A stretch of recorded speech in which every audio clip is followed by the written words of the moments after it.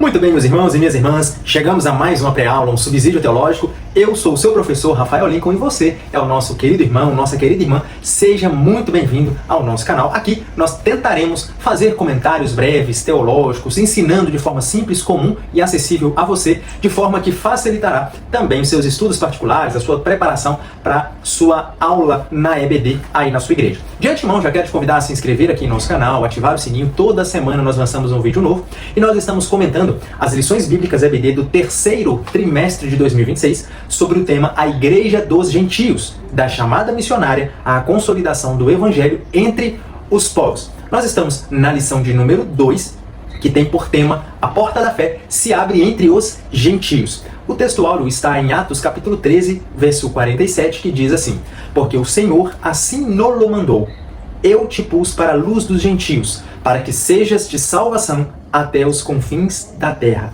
Verdade prática, o propósito de Deus é que o Evangelho alcance todas as nações, revelando o seu eterno desejo de salvar a todos. A leitura bíblica em classe está em Atos capítulo 13, do verso 44 ao 52, continuação da lição passada. Nós começamos ali em Atos capítulo 13 também, nos versos iniciais, e diz o seguinte: E no sábado seguinte, ajuntou-se quase toda a cidade a ouvir a palavra de Deus. Então, os judeus, vendo a multidão, encheram-se de inveja e, blasfemando, contradiziam o que Paulo dizia. Mas Paulo e Barnabé, usando de ousadia, disseram: Era mister que a vós se vos pregasse primeiro a palavra de Deus. Mas, visto que a rejeitais e vos não julgais dignos da vida eterna, eis que nos voltamos para os gentios. Porque o Senhor assim nolo mandou, eu te pus para a luz dos gentios, para que sejas de salvação até aos confins da terra. E os gentios, ouvindo isso, alegraram-se e glorificavam a palavra de Deus, e creram todos quantos estavam ordenados para a vida eterna. E a palavra do Senhor se divulgava por toda aquela província.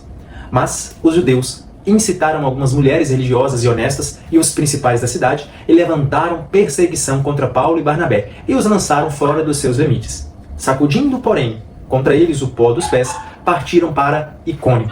E os discípulos estavam cheios de alegria e do Espírito Santo. Meus irmãos e minhas irmãs, esse texto é mais um relato da primeira viagem missionária de Paulo, lembrando que a primeira viagem missionária de Paulo, ela inicia-se ali em Antioquia, onde os primeiros cristãos, de fato, foram conhecidos e chamados de cristãos. Ali, Paulo e Barnabé, enviados por essa igreja, juntamente com João Marcos também, que nós vamos ver um pouco mais à frente, enviados por essa igreja a obra missionária para alcançar novos corações, novas pessoas, eles foram enviados ali à região da Ásia Menor. E aí, deu-se, entre Atos 13 e Atos 14, deu-se o que foi conhecido e hoje nós chamamos de a grande primeira viagem missionária do apóstolo Paulo. Nós vemos que quem os enviou não foi uma decisão humana, falamos disso na aula passada, não foi uma decisão eclesiástica, mas sim o próprio Espírito de Deus que, separando aquelas duas pessoas, enviou-os. Eu os escolhi para esta obra, eu os separei para essa obra e os enviaram, de forma que a jornada dessa primeira viagem missionária durou aproximadamente 2 anos, que foi entre os anos 46 e 48 depois de Cristo. Lembrando que a datação, ela obviamente depende muito ali dos manuscritos do primeiro século, mas os historiadores, os teólogos, os estudiosos dessa área, né, da área de datação bíblica, de data de livro, de eventos, de viagens e tudo, eles datam entre aproximadamente o ano 46 e 48 a duração desse expediente, dessa jornada, dessa expedição, né, dessa jornada que foi a primeira viagem missionária de Paulo.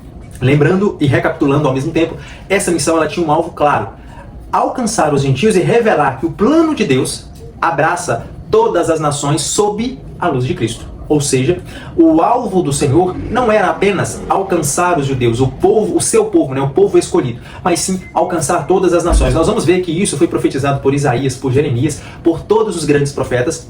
A gente fala os grandes, né, mas também os menores, né, há uma divisão em relação aos livros proféticos, ou que são os profetas maiores e os profetas menores. Então ali é mais em questão de duração de ministério, de forma resumida. Então, os grandes profetas e também os pequenos profetas, eles profetizaram sobre exatamente essa premissa, que o objetivo, a missão do Senhor, o alvo do Senhor, não era alcançar apenas o povo judeu, mas todos os povos da terra, claro, sobre a luz do Evangelho de Jesus Cristo. Tá? A bandeira de Cristo, ela é inegociável, não é apenas, né, o povo judeu, ali com Abraão e seus descendentes, é de onde provém as 3 maiores religiões: os judeus, os muçulmanos e o cristianismo, né? O judaísmo, os muçulmanos e o cristianismo, as 3 grandes religiões. E dessas 3 grandes religiões, apenas o cristianismo é que de fato abraça a bandeira de Cristo. Porque o judaísmo, por mais que eles creem que há um só Deus, existe essa premissa de que não reconhecem a Cristo como o único e suficiente Salvador, o caminho entre o homem e Deus. E automaticamente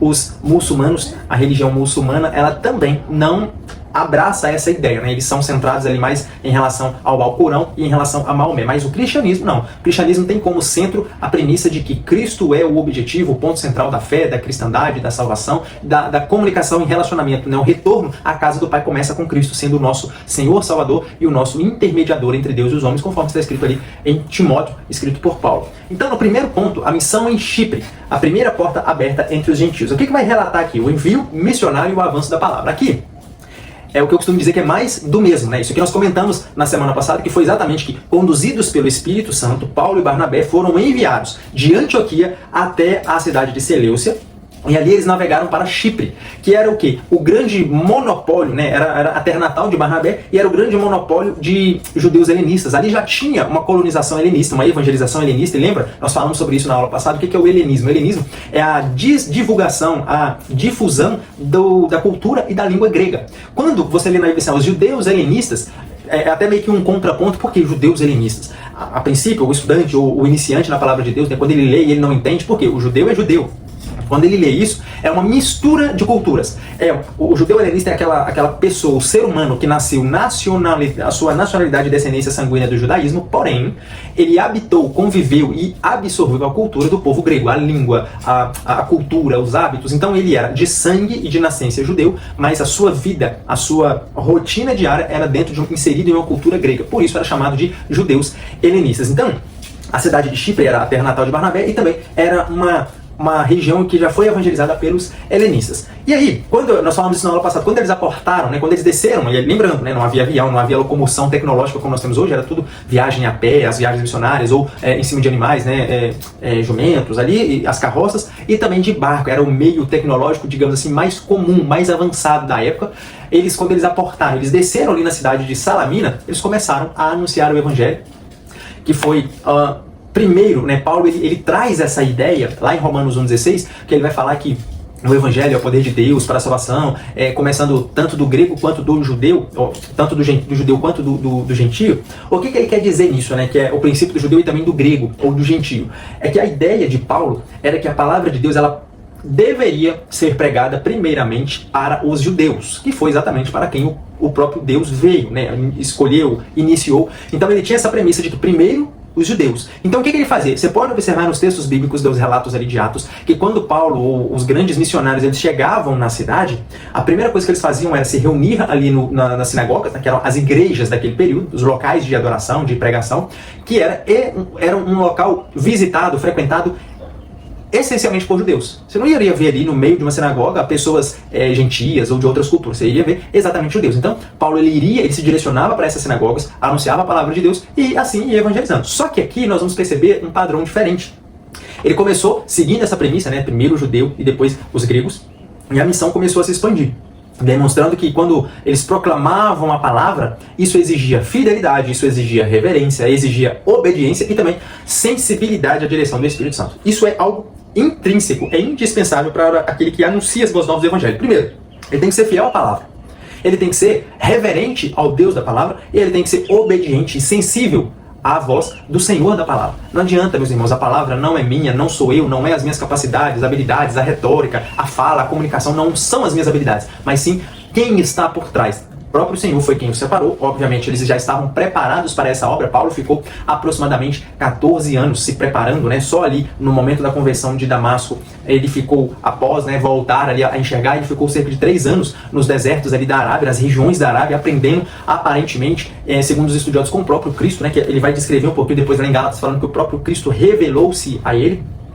Então você vê que são pessoas capacitadas, extremamente preparadas. Da mesma forma, Barnabé também, profundo conhecedor dos textos antigos, do Antigo Testamento, que hoje nós chamamos de Antigo Testamento, mas profundo conhecedor das leis, dos profetas, dos escritos e manuscritos antigos. Então é isso, grave. A pessoa, o chamado à obra missionária evangelística, ela tem esses 3 propósitos. A pessoa que está anunciando, proclamando, expandindo o evangelho, ele precisa ter fidelidade à palavra, reverência ao Deus da palavra, obediência e também sensibilidade à voz do Senhor dessa palavra. Ponto 2 aí, o confronto com as trevas e a vitória do Evangelho. A mesma coisa. Esse primeiro ponto vai ser mais do mesmo, a gente vai só passar alguns detalhes, que foi exatamente o caso do Sérgio Paulo, junto com Bar Jesus, ou também conhecido como Elimas, né, o falso profeta e o mágico. Paulo chegando ali na região de Pafos, junto com Barnabé, nós vamos perceber que eles pregando o Evangelho tinha ali o procônsul, nós aprendemos na aula passada, que é como se fosse um governador hoje de estado. Era uma pessoa de alto escalão, uma pessoa proeminente na sociedade. E quando essa pessoa estava ali, né, no seu dia a dia, Paulo e Barnabé pregando, ele começou a despertar o interesse naquela mensagem. Porém, veio um falso profeta e um mágico chamado Bar Jesus, ou também conhecido como Elimas, e começou a tirar a atenção, confrontar Paulo e Barnabé. Nesse momento, Paulo ele vai repreender e confrontar Bar Jesus, a ponto que ele fica cego. Nessa ocasião, o procônsul Sérgio Paulo, ele vê o que Paulo faz, ele vê aquela ação do Espírito, né, a mensagem que ele estava pregando, automaticamente somando a ação do que havia acontecido com Bar Jesus, e ele automaticamente se rende, ele crê naquela palavra, se rende, se arrepende, e aí converte-se ao Evangelho, à palavra do Senhor Jesus. Ponto 3. Confiando no poder transformador do Evangelho. E aí, com esse resumo que nós estamos fazendo, meus irmãos e minhas irmãs, o que nós aprendemos? Isso tudo é para mostrar que a palavra de Deus, ela transforma a mente, coração e a vida. Isso é fato. Uma pessoa que é literalmente alcançada pelo Evangelho, eu não estou falando aqui das pessoas, lembra da parábola do semeador?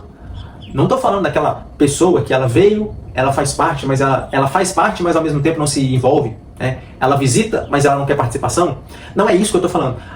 O verdadeiro Evangelho, ele transforma genuinamente a mente, o coração e a vida da pessoa alcançada, a ponto de que os velhos hábitos são mortificados, as velhas atitudes elas são despidas, o velho homem é despido e agora habita-se e vive-se nesse corpo agora um novo homem, uma nova mentalidade, é um novo coração, é uma nova, literalmente, vida. O Evangelho ele tem o propósito de iluminar o entendimento, de renovar o interior e também produzir frutos visíveis. Não adianta uma pessoa que se diz convertida, mas você não vê os frutos dessa pessoa. Você não vê os frutos que frutificam de forma visível na nossa vida. Você não vê uma renovação interior. Parece que mudou só a carcaça, só a parte externa, só os sepulcros caiados. Lembra? Os judeus pintavam os túmulos, faziam com que a parte externa do túmulo ficava linda, perfeita, novinha. Parecia que o túmulo acabou de ser feito. Mas sabíamos que dentro e por baixo daquele túmulo, por mais que ele tivesse sido pintado, reestruturado, por dentro estava morto, era um defunto que estava ali. Então, da mesma forma, tem muitas pessoas que elas estão no meio, no círculo, mas elas não se envolvem. E aí,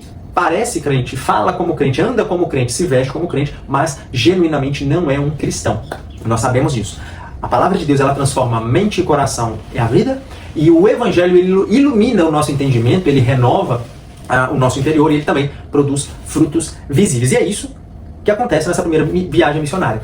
As pessoas que começam a ser alcançadas pela mensagem evangelística de Paulo e Barnabé, começa-se a ver esses frutos, começa a ver essa renovação interior, começa a ter esse entendimento das Escrituras, a vida é transformada, a mente é transformada e o coração automaticamente também é transformado. Segundo tópico, a missão em Antioquia da Pisídia, o Evangelho que ilumina. E aqui eu já quero te fazer uma pergunta exatamente para você, meu irmão e minha irmã. O ensino, o Evangelho, as mensagens e os subsídios teológicos que nós trazemos aqui têm sido bênção na sua vida? Tem iluminado o seu entendimento? Se a resposta a essas perguntas forem sim, faz um favor, vem aqui embaixo, clica no botãozinho de curtir, dizendo o seguinte, ó, estou curtindo, irmão Rafael, os vídeos que você tem feito. Deixe o seu comentário, eu tenho certeza que muitos de vocês têm um comentário, têm uma bagagem de conhecimento, uma visão diferente do que eu tenho ensinado, então você pode colocar aqui embaixo a sua opinião, o seu palpite, o seu comentário, para que eu também possa ser enriquecido com o seu conhecimento. Tem um outro botãozinho aí do lado, que é o de compartilhar. Sabe, meus irmãos, o que eu estou fazendo aqui, compartilhando o pouco conhecimento que eu tenho com vocês, da mesma forma você também pode compartilhar com mais e mais pessoas clicando nesse botão. Você pode clicar no botão, ele vai abrir aí para você todas as suas principais redes sociais, Facebook, Instagram, WhatsApp, as redes sociais que você utiliza, você clica em qual você quer, às vezes você tem um grupo de EBD da sua igreja, ou você participa de algum grupo de estudo bíblico, você pode compartilhar esse vídeo de forma que mais pessoas tenham acesso à pré-aula, mais pessoas se preparem para conceder a lição aos domingos ou no dia que forem aí da sua igreja, e quem sabe você pode estar compartilhando com alguém que ainda não se rendeu aos pés de Jesus. E através de uma mensagem como essa, a Igreja dos Gentios, a mensagem evangelística que é o que nós temos aprendido, essa pessoa pode chegar ao entendimento das Escrituras, ter a sua vida renovada e ter também o seu interior produzindo frutos para a glória de Deus. Tudo isso com apenas 3 opções. curtir, comentar e também compartilhar, tá bom? Então essa é a sua tarefinha, não tem dificuldade, basta clicar em um dos 3 botões e você vai estar ajudando aqui com que eu continue fazendo esses vídeos, com que eu continue abençoando a sua vida e o seu entendimento com essa explicação das nossas pré-aulas. Então no ponto 2, a missão em Antioquia da Psídia, o evangelho que ilumina. A exposição apostólica que revela Cristo nas Escrituras. Aqui, meus irmãos, quando Paulo ele chega, a gente fala Paulo porque é o nome mais comum, mais citado no Novo Testamento, digamos assim. É o apóstolo de mais ênfase, então a gente tem a todo momento esse costume. Mas Paulo, Barnabé e também João Marcos, eles chegam ali na região de Antioquia da Psídia, que era na região da Ásia Menor, e expondo as Escrituras. O mais interessante que eu vou falar aqui é que eles não expõem de qualquer forma as Escrituras, eles expõem expositivamente, cronologicamente, digamos assim, de forma histórica, a mensagem do Evangelho. Por exemplo, eles se levantam ali na sinagoga, e aí Paulo ele vai se dirigir aos judeus, seguindo aquela premissa de que primeiro os judeus, e aí ele está levantando na sinagoga, se dirigindo aos judeus tementes a Deus, e ele começa a revelar, ele vai percorrer a história de Israel, ele vai percorrer a história de Deus para salvar, para se revelar à humanidade. Ele vai mostrar que os juízes e Saul, ele apresenta Jesus como descendente de Davi. Ele vai fazer com que dizer que João preparou o caminho, que ele vai mostrar que a cruz cumpriu as profecias, que tudo que Cristo viveu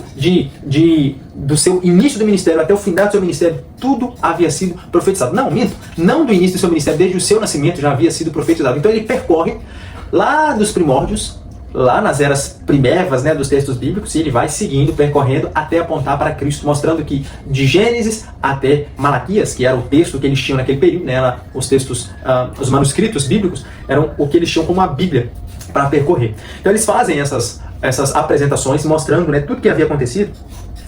E enquanto ele fala isso na sinagoga para os judeus tementes, imagina, obviamente, no meio desses judeus tementes haviam também aqueles judeus invejosos. E esses se retiraram. Quando isso aconteceu, o que sucede? Os gentios começaram a ouvir essa mensagem, começaram a prestar atenção e pediram a Paulo para retornar no sábado seguinte. Porque era muito comum, né? A reunião das sinagogas ela acontecia nos sábados.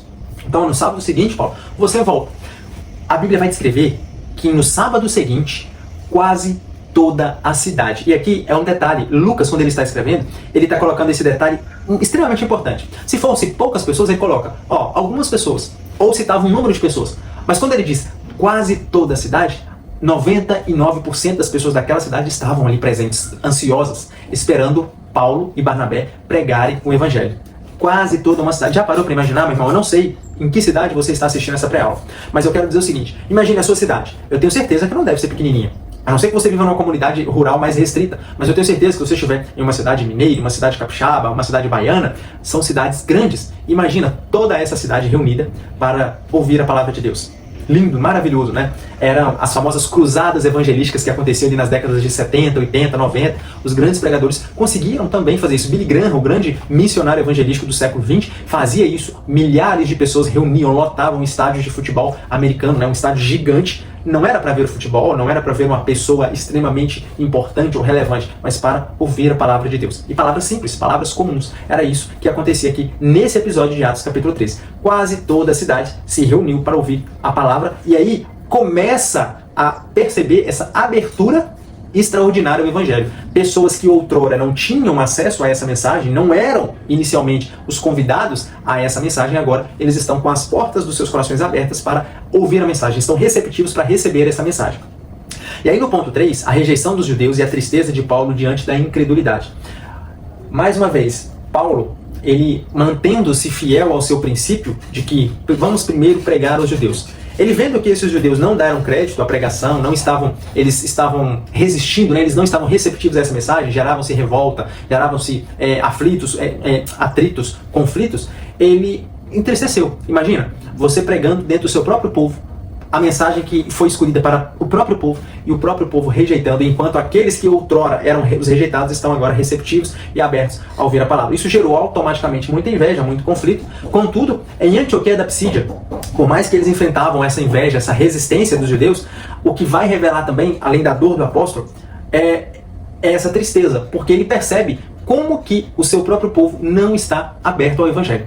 Ele percebe que a mensagem que deveria ser automaticamente bem recebida pelo povo, pelo seu povo, os judeus, eles, pelo contrário, ela está sendo mais bem recebida por aqueles que rejeitavam, por aqueles que não deveriam recebê-la, e sendo rejeitado por aqueles que a receberam, né? O próprio Senhor Jesus já havia dito isso, né? Eu vim para os meus, mas os meus rejeitaram. Então essa é a realidade do texto bíblico, infelizmente a gente percebe isso. A porta da fé aberta aos gentios pela graça de Deus. E aí, Paulo ele vai tratar então esses judeus que estavam com inveja, né, criando esse atrito junto com ele, ele vai tratar eles como indignos da vida eterna.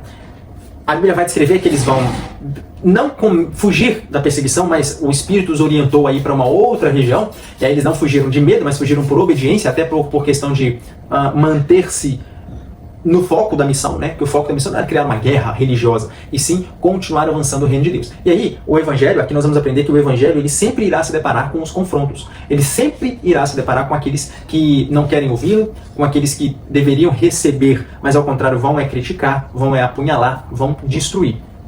E aí eles fazem o quê? Eles fazem basicamente o que Jesus fala lá nos Evangelhos, né? Bater a poeira e seguir caminho. Essa expressão ela é uma expressão muito simbólica para esse tempo. Hoje não é comum você ouvir, né? A pessoa sair de sua casa, estou aqui sacudindo a poeira e estou partindo. Mas nesse tempo era uma expressão muito comum, um símbolo muito comum, principalmente era um símbolo visível, né? Você bater a poeira e sair. Dizia o seguinte, olha, eu não tenho mais responsabilidade com vocês. Eu trouxe a mensagem, vocês a rejeitaram.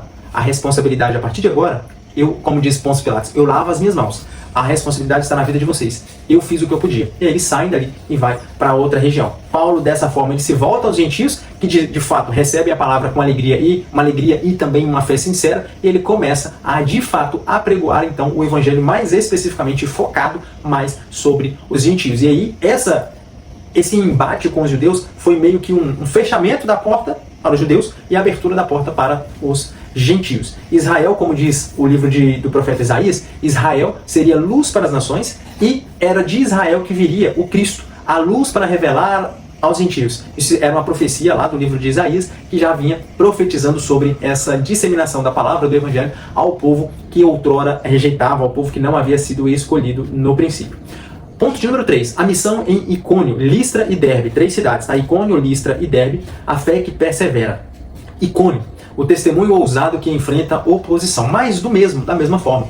Paulo, aonde ele ia, pregava o evangelho, nós vemos que havia essa oposição, havia esses confrontos com exatamente as pessoas que deveriam recepcioná-los da melhor forma. Por quê? Munidos de inveja. Lembra também, o próprio Cristo passou por isso? Por inveja o crucificaram? Por medo o crucificaram? Da mesma forma estava acontecendo aqui. Porém, o Senhor confirmava a palavra com sinais e prodígios. À medida que Paulo, Barnabé e João Marcos ia pregando, sinais e prodígios iam acontecendo. E aí, isso faz com que o testemunho da graça opera de uma forma maravilhosa, alcance mais corações. Porque uma coisa é quando você apenas fala, outra coisa é quando você fala e concede milagres e maravilhas, e acontece milagres e maravilhas. E aquela mensagem, ela vem sendo abraçada por esses sinais e essas maravilhas, pessoas sendo curadas, demônios sendo expulsos, cidades sendo libertas, pessoas sendo salvas. As maiores oportunidades, a maior bênção que nós podemos receber é a porta de salvação em nossa vida.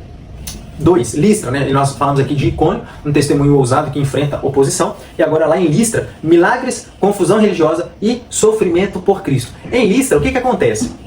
Paulo, ele cura um homem aleijado, e aí os cidadãos daquela cidade, eles olham para Paulo e Barnabé e falam assim, esses camaradas são os deuses, esses camaradas não são humanos. E aí eles começam a reverenciar, a adorar Paulo e Barnabé como se eles fossem deuses, os deuses pagãos que eles cultuavam. Porém, nós vamos, na continuação ali da leitura, nós vamos ver que eles automaticamente, né, eles se desvencilham dessa ideia, nós não somos deuses, e eles aproveitam essa brecha para poder anunciar ao único e verdadeiro Deus. A fé bíblica, meus irmãos, ela não foge da dor. Ela permanece firme porque ela está ancorada em Deus. É por causa dessa situação, o que acontece? Paulo cura uma pessoa aleijada.